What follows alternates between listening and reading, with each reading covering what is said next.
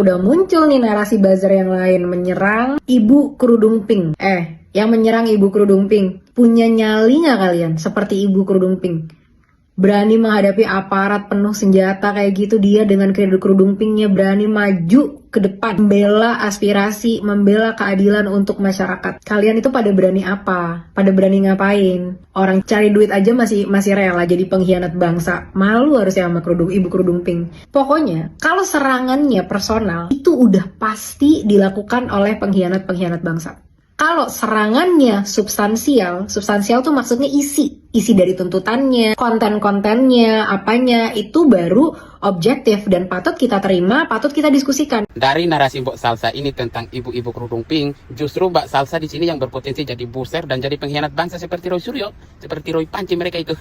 Berani nggak kalian seperti ibu-ibu kerudung pink maju ke depan menghadapi aparat penuh senjata? Halah, tai. Framing propaganda Anda di sini antara masyarakat dan aparat bersenjata sangat kuat sekali. Seolah-olah kalau ada masyarakat yang berani untuk lebih maju ke depannya, mereka akan ditembaki oleh aparat.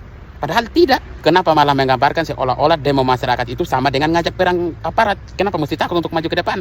Kenapa? Padahal sudah sangat jelas aksi unjuk rasa atau demo masyarakat Indonesia itu sudah dilindungi oleh konstitusi, oleh undang-undang. Masyarakat tidak akan ditembak soal demo. Aparat mau bersenjata lengkap masyarakat tidak akan ditembak saat demo. Jadi ngapain mesti takut? Selagi demo sesuai aturan, tidak melanggar hukum, ya sah-sah saja. Ngapain mesti takut untuk maju ke depan?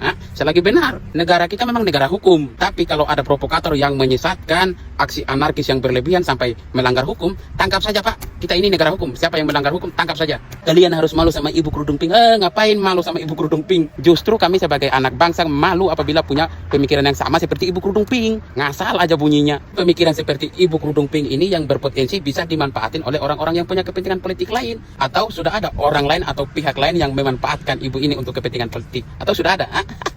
Kak Salsa bilang harus objektif untuk menilai substansial, jangan hanya menilai personal. Saya sebagai anak bangsa sudah objektif Kak Salsa, sudah lihat dan sudah dengar isi dari orasi ibu-ibu kerudung pink ini. Sudah Kakak, saya sudah lihat isinya. Saya mulai fokus ke personal ibu itu karena isi atau substansial yang keluar dari mulutnya itu sudah melenceng dari demo, sudah tidak sesuai lagi dengan tuntutan demo itu. Malah ngatain Presiden Prabowo anjing lah, minta Prabowo turun dari jabatan sebagai presiden supaya diganti oleh Anies. Apalah ibu ini, maknya siapa ini woi?